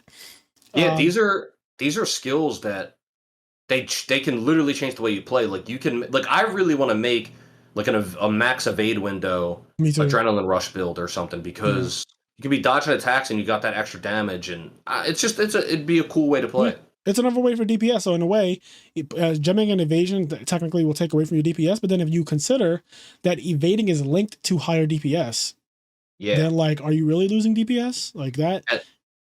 And when you're evading, so it's like you have like constant uptime on the monster instead of like reposition getting all the way out of the like since you're just evading through the monster, you're attack, evade, attack. Like you're also possibly hitting the monster more. Yes. So Yeah, so I like that changes your playstyle a bit. It also makes other skills that weren't used, like Foray. Foray is now nice. Foray gives you, I think, like a 10% increase or some crazy shit, or like a plus 10 increase. It gives you a sizable increase on your attack and on your affinity when a monster is inflicted by normal status or blight. And so now with status trigger and Foray, that combos together. Also, Gold Raytheon has some of the most efficient armor in the fucking game. Gold Raytheon's armor is sick. It's so efficient. It's just like outrageously, like the number of slots and the skills that you get on it are so good. On top of that, that new skill called Defiant, which is basically Agitator but defensively. It's a level 1 decoration, which is crack. And then at level 3, it makes it where you can't hear a single roar in the game outside of Narwhals. And so it gives you high grade earplugs, high tremor resistance, high wind resistance, defense plus and like Apex monsters, I think, because they randomly have broken roars. True, but even though I you don't hunt them that often. I never fight them really, but you are right. Yeah, Narwhal and Apex monsters, which are shit. And so you can't hear any monsters as long as they're. You only need level 3 for that, though. That's cool. I didn't know. I wasn't sure exactly which level blocked the most amount of monsters. I don't know if I pinned it to our Monster Hunter Discord, but I'll pin it if I didn't. I found a chart of every roar's level. Reddit is useful. There's a chart. Reddit is shit. There's a chart of every monster's roar and what it is considered: low, mid, high, or apex level. That's and cool. It tells you basically what level of earplug you need or what level of defiance you need to not hear it. Really good. Now, I will say this. You don't even need that chart because when I read Defiance level 3, Defiance level 3 says nullifies all roars. It says nullifies all strong roars. And I noticed that Defiance level 5 only said nullifies all like apex roars. So when I saw strong roars, I realized that, well, strong roar must be 99% of the monsters. Then I found that chart and I looked at the chart and I found that every monster besides Narwa is considered a strong roar. Okay. Even cool. Kizu. Even like Kizu, you would expect maybe would be like a crazy roar, right? But it's not. Yeah. Or like Tiger X. Yep. You would expect Tiger X's roar to be really hot, but it's not. The only monsters that have that apex level roar is like Narwa and like you said, the apex monsters. That's it. Cool. So I'm a huge fan of just like all these little tidbits. What else is there? Oh, so there's Adrenaline Rush, Defiance, Status Trigger, Elemental Exploit, Guts, which is just you live after when you would die, you just have 1 HP. Oh, I want to say one thing. Lucid Nargacuga's armor is really fucking cool. Yep. Gold Raytheon, Silver Rathalos, all their armors are really cool. They have really cool skills. They feel like they follow. Seething Basil Goose's armor is the most jank shit I've ever seen in my life. Not only is the unique skill like, I don't know. It's trash. It's pretty bad. It needs to be a lot better for what it does. But not only that, the armor itself has no direction. Like it's just random skills thrown together haphazardly. Like it doesn't feel like an armor set. You know what I mean? Like I agree. When I found it, jank. I was so disappointed after unlocking because you fight Stephen Bezagoose he's the first one in the title update. Yeah. And the first thing we do after we kill these monsters, we go right to the armor, look at the weapons, look at the armor. The weapons crack. Like his weapons are actually good. I made his longsword immediately. I was like, holy shit, this longsword is nice. And then I got to his armor and I stared at it for a long time and I said, okay, so that's just nothing. Like literally nothing. It's just nothing. Meanwhile, Lucid Nargacuga has a new skill as well called Sneak Attack. I love this skill. Sneak Attack makes it where you do extra damage to the monster if you legit sneak attack it. If you hit it from anywhere that's not directly in front of it. So if you hit it from the side or the back, you get attack plus 5%, 10%, and 12%. It says 12%, but it's actually 20%. It's a typo. Yeah. I just want to say, for everyone who understands how math works, percentage increases are not okay. And this giving you a fucking 20% increase on your attack from hitting the monster from behind is absurd, especially when some monsters are weak on their tail, like Nargacuga, for example. Like hitting certain monsters from behind is actually where you want to be hitting them anyway. So this is so broken. And a lot of the times in multiplayer, this is a multiplayer skill. In multiplayer, this skill is so fucking good because you just won't be hitting the monster in the face all the time because the monsters change their view all the time. I have Sneak Attack level 1, which is a 5% increase. I have that on almost every single build that I use because I I fit Agitator 5 in almost all my builds. And to get Agitator 5, I use Lunagaron's arms and Lucent Nargacuga's chest. Lucent Nargacuga's chest comes with like Agitator 2 and Sneak Attack and good slots. And it might have something else on it too. So it's like I'm using it mainly for Agitator, but I'm also getting Sneak Attack. So it's fucking awesome. Yes. And I'm looking at this little chart up. I pinned this in our Monster Hunter group, by the way. This chart shows Defiance activates before the Enraged Roar as soon as monster has Enraged state. So Defiance won't even let you get affected by the monster's roar because it literally will activate when they go Enraged. Like when they go Enraged, they always roar. And basically, some people might wonder, like, oh, well, will I be affected by that one and then not the ones they do while they are enraged? But no, they consider that to be enraged. So you won't even be affected by that. So Defiance basically makes it where you're immune to roars almost the entire hunt except the very first roar. And honestly, most weapons have something to do against the first roar. The Switch Axe has a counter. The Greatsword has a counter. The Longsword is counter.com. The Dual Blades have a counter. The Hammer has a counter. The Light Bowgun has a counter. The Heavy Bowgun can tackle like a Greatsword now. So every weapon, I think I just named like damn near all of them because the other weapons can just block. So like, even before the Greatsword had a counter, it could just tackle through the roar or fucking Adamant Charge or Raid Slash or whatever. Yes. So like the fact that Defiance essentially means you never have to worry about roars throughout the rest of the hunt. So good. So yeah, we got those 6 new skills. And I'm just really a big fan of the idea that there's going to be more of this because they're going to release more monsters. In fact, on a random day we were podcasting, after the podcast, we found out that Flaming Espinasse is coming out of nowhere. Yeah, he got announced. Like, we got done doing the podcast, and then not 5 minutes later, Fraser PMs me, like, what the fuck happened? And it's just a video to Flaming Espinasse's reveal. And we're getting info on the next title update, September 15th. And my guess is that by September 30th-ish is when the update will be out. Yeah. End of the month, it said. So, I mean, this is just crazy. Like, there's a lot happening, and I'm really, really happy with the individuality, the rolls. They also patched the reroll system. There was a reroll bug. I'll just bring it up anyway, even though it's done. But there was like a reroll bug where you could save your game, turn off autosave, and then right before you start to augment your equipment, you could use all your Amber Essences, augment it, see what it would give you. And if you didn't like it, you would restart your game without saving, go back in. And then you went to weapon augment. And then when you go to weapon augment, for some strange reason, I don't know how this even happens, but for some strange reason, when you go to weapon augment, it made it where it would completely randomize the table, somewhat randomize. It would randomize it, but not to a great degree. But it would move everything around so that you would get new roles and new skills as you start to augment your equipment. So basically, for the first 2 weeks, and I almost sometimes feel like they do this shit on purpose, but for the first 2 weeks of this system being out, it was exploited to all hell. And like most people were able to just get their equipment exactly where they wanted it in those 2 weeks. And then now it's patched. So now you just have to actually expend the Amber Essence and it won't change. But I'm happy that they patched it out. They also patched out the talisman bug, which is the exact same thing. It's like literally you do the exact same thing I just said. You turn off autosave, you meld talismans. If you don't get what you want, you fucking can do a quest like a Rajang in the arena, die real quick, go back in, and then it would completely change the fucking things that you get. And so now both of those have been patched out. It doesn't change anything about PC because PC players can just do what they want. But like for the Switch players, they can just flip a switch and be like, well, these are the skills I have. Yes. So for Switch players now, as far as I understand, there's no reroll methods left. So now we just have to play the game. And that's good because now everyone is just playing the game as it was intended.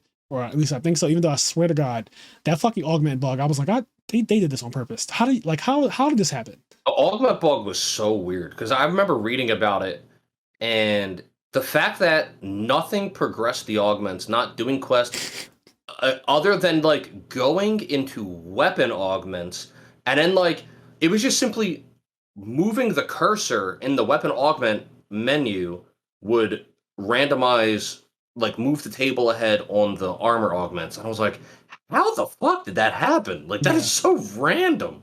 Yeah, it was really random. I didn't understand it. And it's done. It's funny, our friend Medina completely missed that entire period because Medina, we all grew up the same way. We all, when we were younger, we loved all types of exploits, rare candy. If you said you didn't do the rare candy code shit with Pokemon when you played, you're a fucking liar and you didn't have a real childhood. But pretty much every exploit that I could do when I was younger, I was all for it. And so it's funny that like one of my friends who's really big into like any kind of exploit, he plays the bow, which is, the bow has a glitch built into it in Rise and Sunbreak.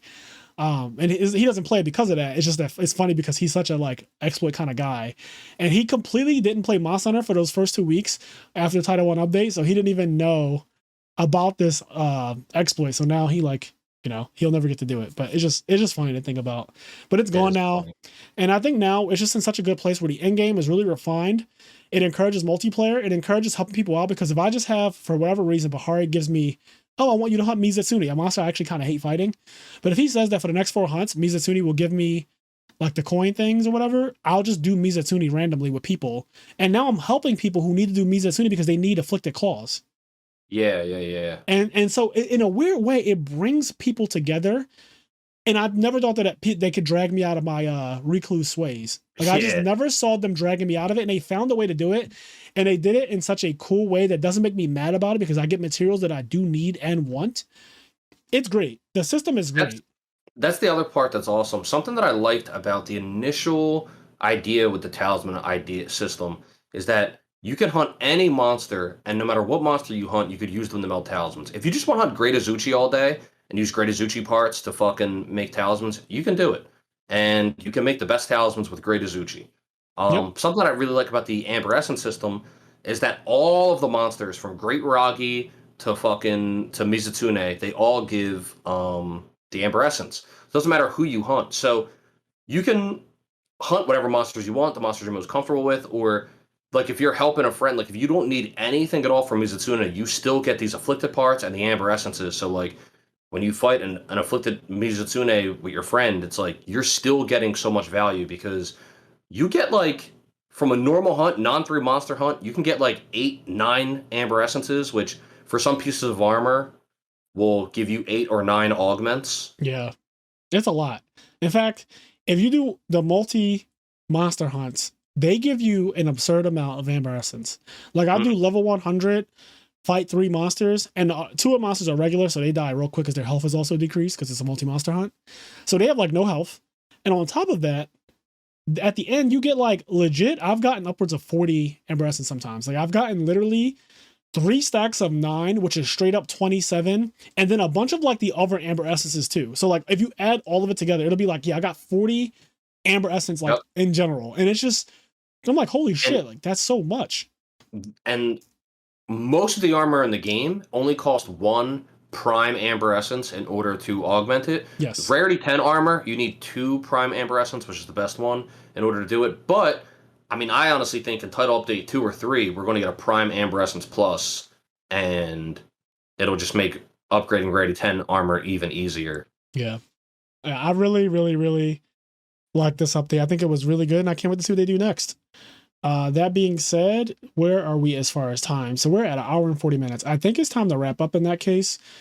We do have some listener letters that I'll do in the next episode of the podcast, because we don't have a real topic for next episode. Yeah, we can just do a Kenny and Fraser classic where we just rant. Yeah, let's do that, because also we'll have 3 episodes of House of the Dragon to talk about by that time, next Wednesday or Thursday, I guess, when it releases to you guys. But next Thursday, we could talk about House of the Dragon, because we didn't talk about episode 2 at all.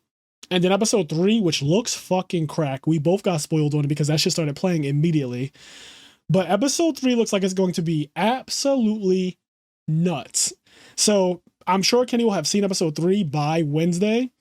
And we can talk about that a little bit. It won't be the main focus, but we'll talk about it. We'll do the listener letters, and we have some other things. We're going to do a Digimon episode soon with Cordero. We have some other Yu-Gi-Oh guests coming this month. So yeah, we have a ton of topics still to talk about. But yeah, I'm going to give a shout out to the people over on our Patreon. So this is a great time to join the Patreon if you're not a part of it already, because they charge you at the beginning of the month. And since it's like right now, September 5th, when you're hearing this, still at the beginning of the month, and we have literal episodes that only come out on Patreon. You cannot hear them anywhere else. And our last one was on card game theory, which was voted on by the people in our Discord server. So they literally chose, I put up a poll of things from our podcast suggestions channel. I turned that into a poll, and they voted on it. And the thing that won was card game theory. The thing that got second place was things we wish we knew when we were younger, aka life advice. And I really want to talk about that. So that'll be the exclusive episode for the month of September, because I just really want to talk about that. That's a really cool thing to talk about. So anyways, without further ado, we have Connie, Austin, Leon, Quest, Garen, Xavier, Hylian, TCG Automotive, Dimitri Barnes, Alexander Brissett, Vinny Casello, Alex Flamers, Henry Reynolds, CJ, WK Dad 1, Dan Variable, Dennis Milburn, Joseph Marcello, First to Home, Deus Fernandez, Estada Akuma, Mitchell Naus, Midwest Gaming, William Shapiro, Demetrius Safirdes, Vince Marquette, Dallas Bailey, Biz, Roz Weiss, Nick Stengo, Scott Polera, Hansel Aguero, our two-time national champion, Vincent Zen, Sarah Maria, Sunny at the Top Cut Podcast, and Alex Ahern. Thank you guys so much for joining the podcast. We really appreciate it. As I always say, it goes a long way. Also, shout out to Dank Ritual, which is run by Saul at Dabber's Gaming Cafe. You know, they just sent me a 2-player cloth mat that is so outrageously soft on the front and the back. Whatever material you just chose, Saul, for this, on the back is fucking insane. Like, I love it. It feels so good. So, you know, like the OG Spellgrounds, the front, obviously, the part that you play on is really soft, but then the back of it is also insanely soft. And I feel like for years, people have tried to replicate that, and everything has just been like weird materials that don't feel that good. The back of these new Dank Ritual mats is so nice and soft. I can't wait. I just got it yesterday. I can't wait to go to locals on Thursday and play Edison format with that mat. And this is not me even just shilling. I genuinely like this mat. It's like this really nice cream color, like a really, really light tan color. It's so nice. I think it's considered ivory. Anyway, if you want to see what I'm talking about, go on dankritual.com and check it out. But yes, as I always say, guys, do the things that make you happy, including enjoying Monster Hunter's new endgame, which I think may be the best endgame that Monster Hunter's ever had. I couldn't have said it better myself, considering this is the only one that I've played this much. All right, we're out.